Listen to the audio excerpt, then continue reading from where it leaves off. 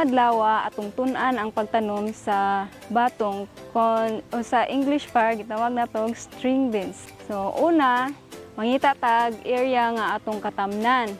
Sa pagplanting, magamit ta og rake para ang mga bukol-bukol nga yuta atong ma-separate dayon ang mga pino na jud ato ang makuan sa area para atong katamnan.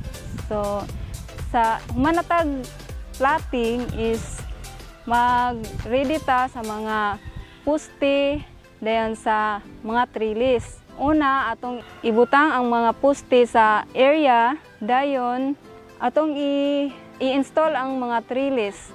Sa trellis, nagamit ta og kanang single ply o 4-ply.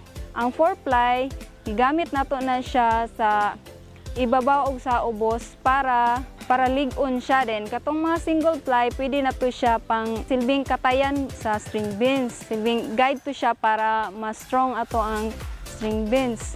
Sa pagtanom sa batong, ang amo ang paagi nga gibuhat is direct feeding ni ma'am.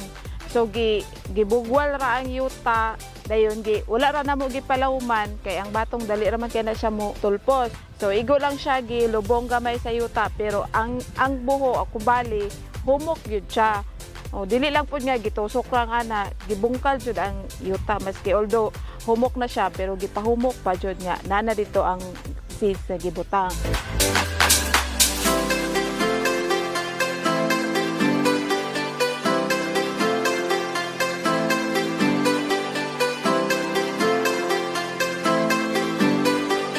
Then after 7 to 10 days, muna nito siya first application namo sa fertilizer.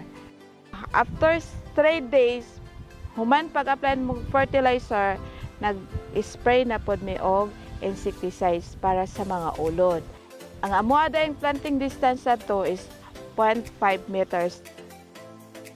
Pag human sa mo ang pagtanom, nagbubo mi sa mo ang tinanom nga batong kada buntag. Magsugod mi alas 6 sa buntag. Then hangtod na din siya mahuman.